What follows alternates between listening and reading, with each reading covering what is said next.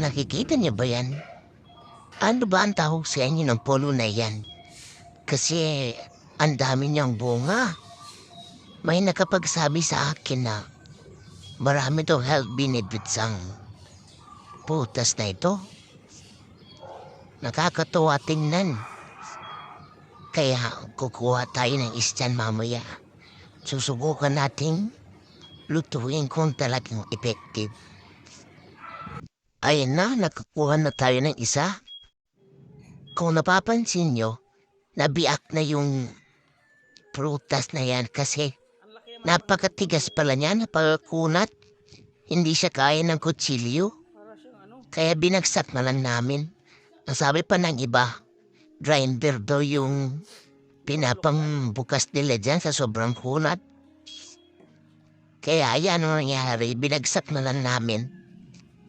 Siyempre yung gagawin. Kukunin mo lang yung laman. Palambot lang naman yung laman. Saka mo siya lulutuin sa kawali. So ayan na, nalagay natin sa kawali. Kumukulo na siya. Siguro mga 30 minutes natin siyang lulutuin. Halo-haloin mo siya hanggang sa madurog yung iba. Para ka lang nagluluto ng tinuguan.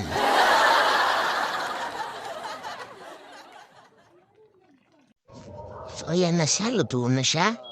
Pwede na natin siyang isalin. Para ka lang nagpipiga na niyog. So sa pagluto pala nito, hindi mo na pala kailangan pang lagyan ng tubig. Direkta mga agad sa kawali hanggang sa pagkulay dinuguan siya. Kapag okay na, natiga na natin at kumuha lang tayo ng salaan at isala siya. And so, tsaran! Ayan na yung juice niya. So yung isang pirasong kasing laki ng buko, yung nakuha ng juice sa kanya ay isang baso't kalahati. So, pwede na siyang inamin. Mas mabilis ang inamin daw siya bago kumain. 20 minutes before meal, 3 times a day. Tapos lasang wine. So, ito pala yung mga health benefits ng juice na ito.